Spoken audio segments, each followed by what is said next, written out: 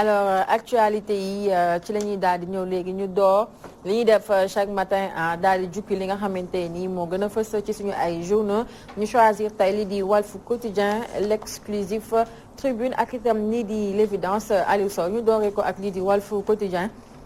alors Walf Quotidien ñu def ci seen une meurtre en série les bouchers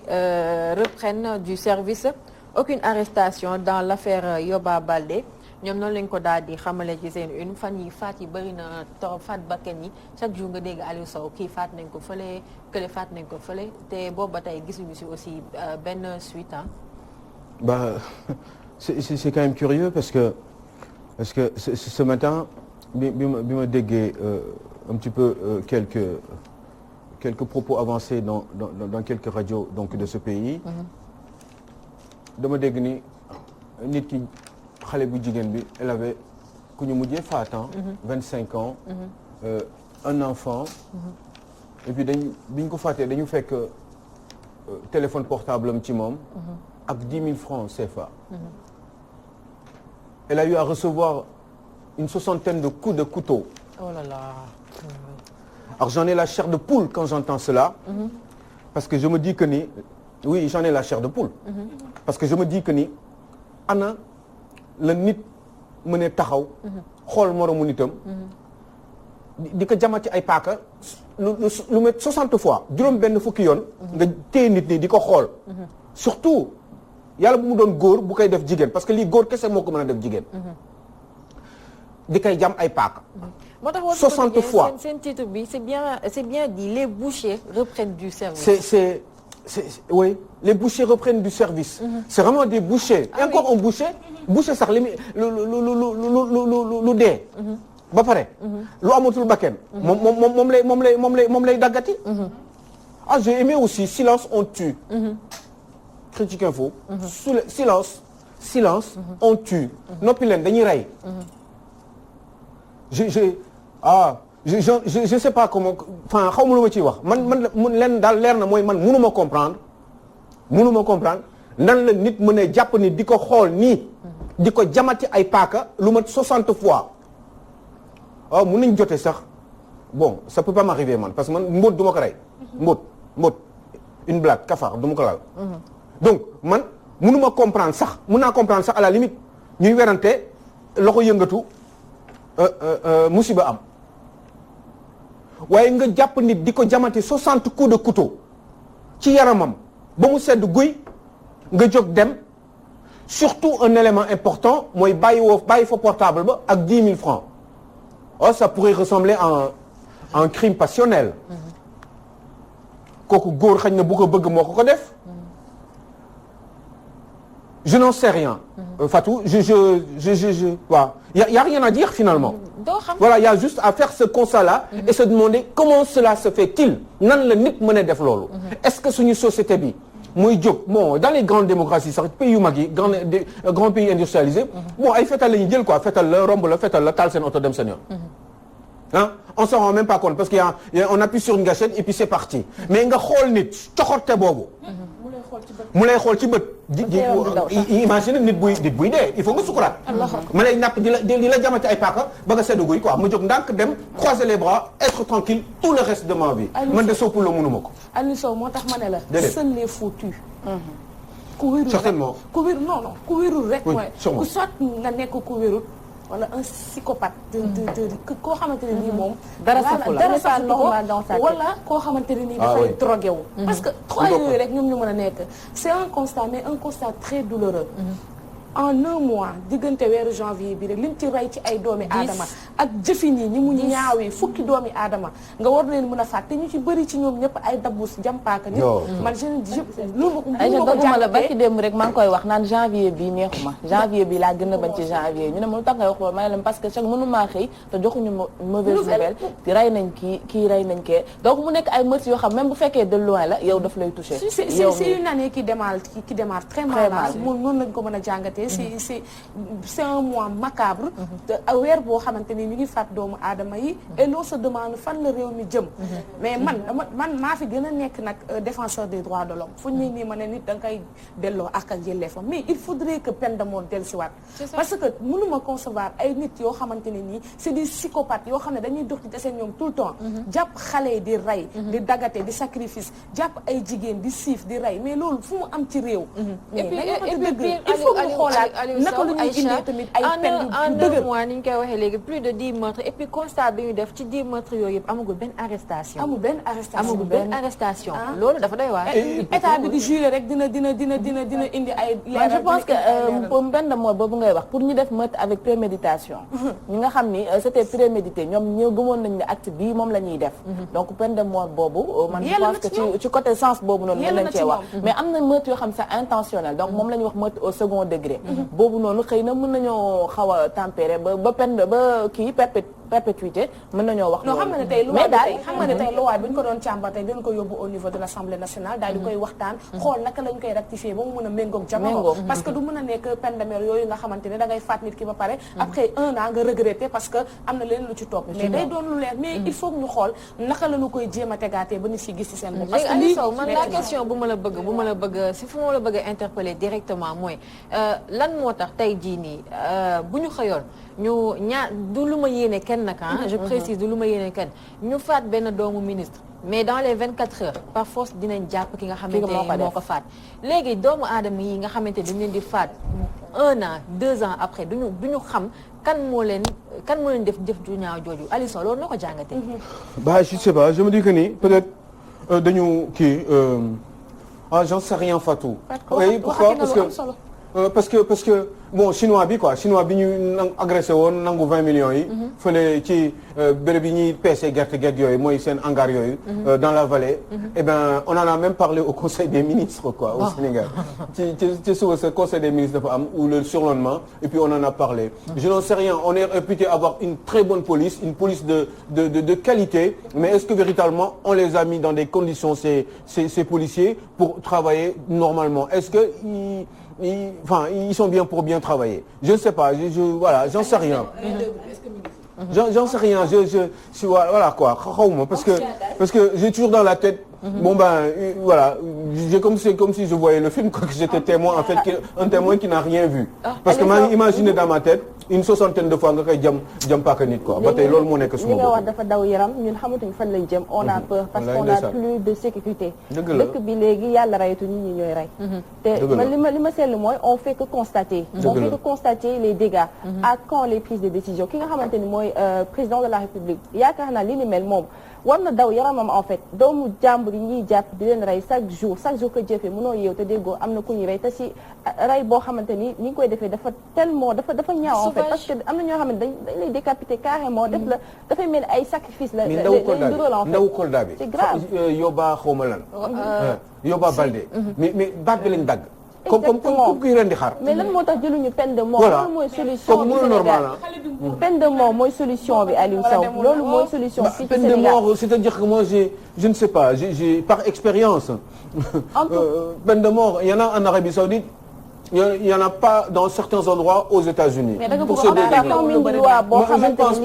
je ne pense pas parce que loolu lu ñu à part pour soulager l'autre famille mais je pense que c'est juste le soulagement c'est pour un temps bien déterminé parce que mbir moom dina topp mbokk yi toute leur vie même bu fekkee ne nit ki dee na je ne pense pas que ça soit une solution je pense que non yoo xam ne ñoom dañoo am peine de mort mooy ñi nga xam ñooy def meurtre en série ñi nga xam ne rey nañ plus de 12 filles mais côté yooyu on a remarqué que justement aux États-Unis côté yi fi ëpp peine de mort moo ëpp ay crime loolu loo ko mën a expliquer Khadija côté yi nga xam ne dafa am dañu légaliser état yi nga xam ne dañu légaliser une vingtaine d'états une quinzaine bariwul c'est un tiers des états des États-Unis qui sont au nombre de 50 yaa ngi dégg un tiers boobu ñooñu foofu côté boobu moo ëpp ay crime c'est curieux ana lu tax et puis et si on se trompe et bu ñu juumee romb naa ko fi gis naa ko de borom yére bu xonk bi la woon démb kii moo soloon yére bu xonk. ah mais non buñ la defee les peines de mort ba ngay def 10 ans après ci couloir de la mort avant que ñu lay exécuter. man gis naa ko toog waaw non mais ku toog 30 ans après ñu rey ko après on s'est rendu compte à la 32e année. c'est vrai que c'était pas lui. Je crois qu'il faut une éducation des populations il faut parler il faut sensibiliser. il faut le partage aussi. il faut defal nit ñi ñi feebar ñu yóbbu leen ci béréb yi nga xam ne xam nga war a wax aussi. drogue bi bëri na ci réew mi. ñu koy jëfandikoo. bah oui à 15 bi nag. xale yi dañuy drogué wu. loolu dañ ko wax. mais parce que ku lucide du rey nit. waaw mais ki jàpp nit Semedo sànq mu ngi koy wax. mais dëgg la mais ku lucide du rey nit. mais ki jàpp nit di ko rendi. ak ki jaay drogue bi. est-ce qu'il y a une différence véritablement? Parce que c'est tous des assassins finalement. Parce que quand on consomme la drogue jusqu'à un certain niveau. am na foo xam ne tolloo mais dootoo nekk ci nit. non mala sax moo lay tane. xaj sax léegi da nga leen di calme-toi Bibiche mu calmé wu. mais nit ñi mënatoo ko def si ñoom ñenn ñi parce que fi ñuy toll la. ci yi si métti ci naxaar ci dof. ci xel yu dem ci problème mu àdduna ci yëpp la ñuy jaxase jékki-jékki génn et ça se passe dans les grandes démocraties États-Unis nga gis ku jékki-jékki mer rek parce que tas na sëyam jëkkëram jël nañ doom yi jox nañ ko jabar ji jël xale jox nañ ko jabar ji ñi ngi koy demandé prestation familiale allocation mi ngi fay ay allocation doom ji nee na moom mënatul liggéey parce que day arrêté liggéey bi parce que dafa sonn di joxe koo xam ne et puis surtout que ex jabar ji mi ngi keneen koo xam ne moom la nekkal ci kër gi ñu jëndoon mu génn mu ne mooy j'en ai marre de la société avec Kalachnikov et puis bon bah il tire sur tout ce qui bouge et puis surtout après il se tue ou après il passe en général il se tue quoi il se finit non je crois que nañu jël ay mesures yu sévères ci lii peine de mort nit ñi ñu ngi koy wax di ko waxaat nañu dimbali ci lii li xew barki Dembo Ndiaye Kaolack ñaar ñooñu papa doom ba doom yi mujj see faatu instant bii nii il a fallu que américains yi ñëw ñaan souhaité wu ma ko mais tey jii nii bu ñu moytuwul américains yooyu ci boppam ñoo nar a xam kan moo faat xale bi te loolu je pense que suñu justice si américains yi ñoo nar a génnee kan moo faat xale bi tu vois te chaque jour dañuy dégg ay sénégalais yoo xam ñu ngi leen di faat Aliou ba mu jaral leen fii nii Sénégal duñ ci jël benn dogal en tout cas li ñu war a wax ci réew mi bëri na lool nañu dimbali fii kenn mënatul dox si jàmm ak salaam da ngay dox di gestu sama genre bi parce que da ngay ragal daal mi ngi noonu ñu jàll ci beneen yéenekaay Aliou Sow ci l'exclusif ñoom ñu daal di def ci seen une candidature d'un puissant apériste en 2024 réunion secrète et nocturne aux abords du palais bu mel ni jamono ji ñu ngi amal daal ay gise ci suuf ngir waajal kan moo fi nar a wuutu kii di Macky Sall en 2024. waaw comme mënuñu ko def ci kaw. waaw ñu def ko ci suuf comme lu ñuy tere dañ koy nëbb. Donc c'est normal ils vont se cacher ils sont en train de réfléchir entre eux secret bi mais en général nañu moytu ñi gaaw laa meñ parce que boo sàgganee mën nañ dellu ci kilifa gu mag ne ko diw lii day dafa mel ni loolu laay sentir bokkuma ci nag waaye dafa mel ni ñële lii la ñuy pare def jaxasewaat carte gi comme il avait été fait entre Abdoulaye Wade ak Macky Sall bi ñu ko naan yow diw de dafa bëgg sànq sa doom bi da ko bëgg yóbbu assemblée pour ñu tëj ko kaso yaa ngi dégg bon bah voilà foofu la coow gi bare te ay seytaane ko defoon te finalement mais bon finalement ça l'a arrangé parce qu'il est devenu président de la République non je crois que c'est normal aussi ñi ngi ciy wax am na ñu ciy wax am na mais biir coalition bi mais surtout au niveau de l'APR am na ñuy daje ci seen biir di préparer wu pour jéem a xool nu ñuy remplacer Macky Sall te coow gi bañ a ñëpp yaa ngi dégg même président Macky Sall am na koo xam ne mi ngi ci xelam benn wala ñaar certainement mais boo sàgganee ñaar n'est-ce pas monsieur le président parce que des fois aussi dafa am yu may xam te xaw ma fan laa ko xaw ma dama koy gént xaw ma joker dafa am c'est normal voilà xam naa ni mënul nekk jigéen parce que xam nga ne du jàll mais sa xel a ngi si ñaari nit principalement et je pense que vous pourriez éventuellement peut-être sax est-ce que yëgul mbir mi sax même def comme xam nga wala mu lees waxul lees waxul est-ce que deful lees waxul non ils sont en train de discuter effectivement ils se préparent pour que nguur gi des ci APR bu fi Macky Sall jógee parce que je reste de plus en plus persuadé que Macky Sall ne pourrait pas avoir un troisième mandat parce que xam na li ko ci fekk te il ne veut pas prendre les risques que Abdoulaye avait pris et puis surtout il espère dans l'avenir après sa présidence de la République dem éventuellement au Conseil aux Nations Unies nekk par exemple le secrétaire général des Nations Unies puisque à sa sortie de la présidence de la République Macky Sall aura 63 ans. mais Aliou Sall Macky Sall nee na le président Macky Sall nee na mais man du ma buur ba ñu di ma doon. waaw wax na dëgg ku bëgg a jaar fi ma jaar da ngay jaar fi ma jaar. waaw mais loolu la wax le 31 décembre.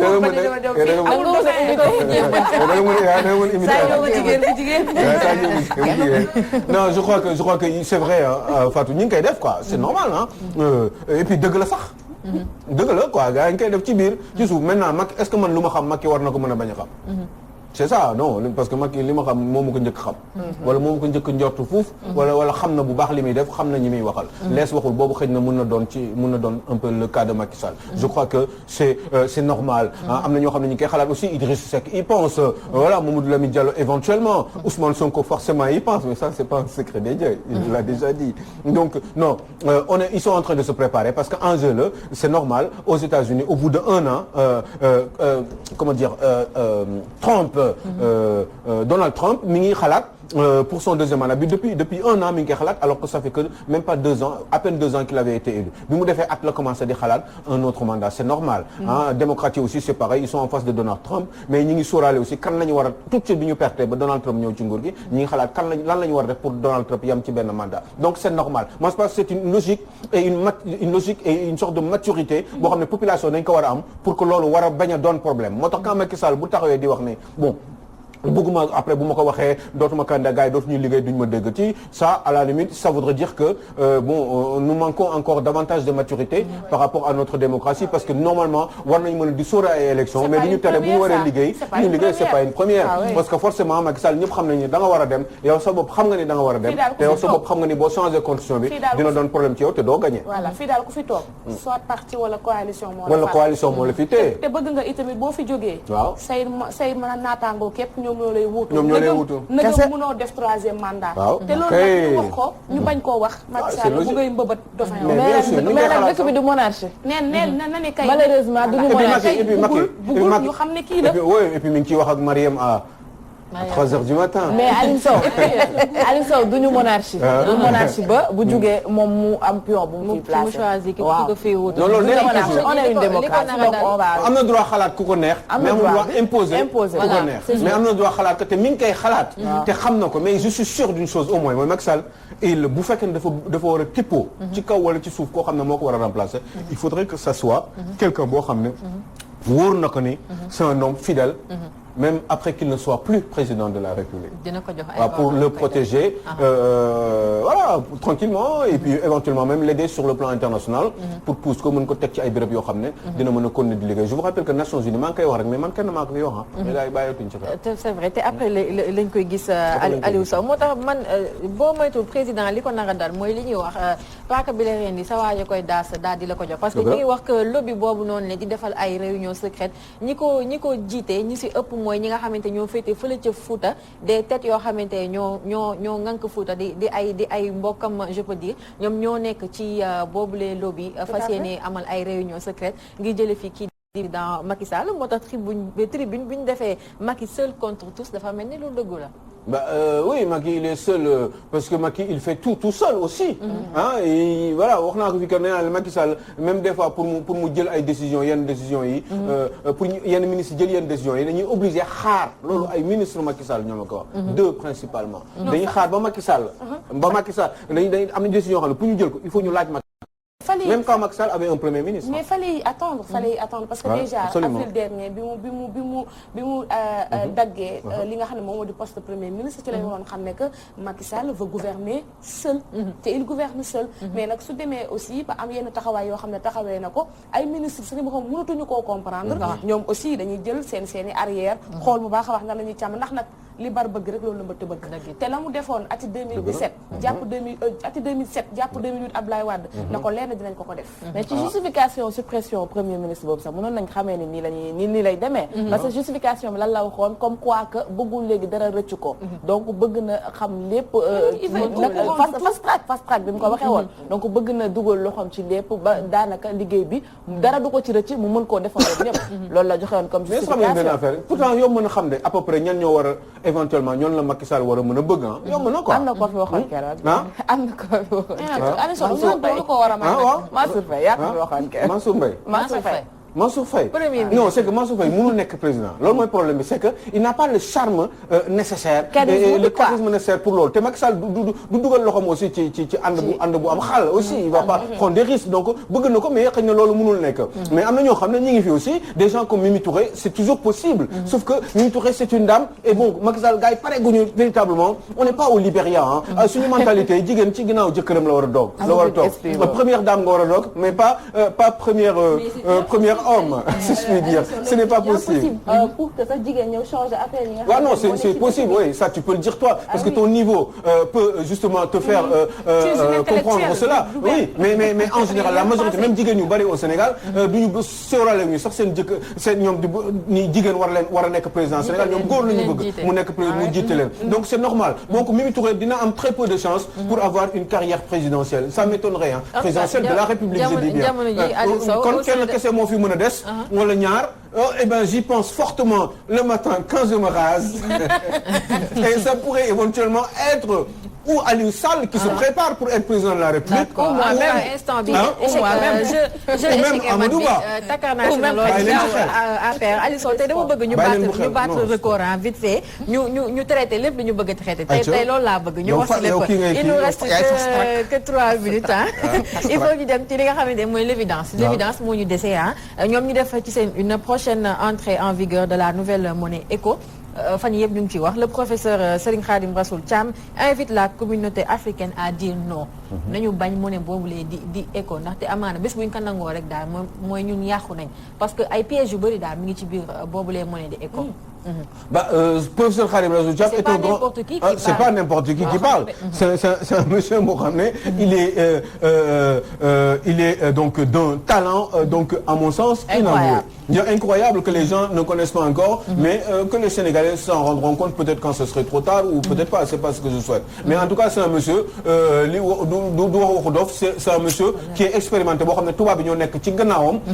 tubaab bi ñoo nekk ci wetam j'allais dire di ko demander ay conseils c'est un monsieur qui a beaucoup d'expertise ci wàllum éducation ci wàllum économie mathématiques et puis surtout des physiques c'est un monsieur qui est extrêmement complet ci wàllum liggéey quoi ci wàllum xam-xamu développement je le trouve complet même s'il a quelques défauts que je pourrais éventuellement cerner chez lui mais dans l'ensemble c'est un grand monsieur qui a beaucoup de talent la preuve Macky Sall le sait xam na ko parce que xam na ko mais Macky Sall lui avait donné rendez-vous mais gars yi dañ ko doon naj maa leen ko doon wax fii bañ mu gis Macky Sall mais tant pis pour Macky Sall peut-être qu'un autre pouvoir bu ñëwee dina ko fi jël buñ ko Macky Sall jëlul pour mu changer système bi am yu mu fi apporter son plus et son expérience je suis persuadé que ni un gouvernement ou un président de la République qui arriverait après 2024 dina choisir forcément ce talentueux monsieur qui s'appelle professeur Khadim Rassoul Thiam maintenant ci diggante bi yàlla bu ko xelam réer voilà parce que ñun toujours loolu moo ñuy dal c'est vrai mais bon am na gëw ma ne xelam dina ko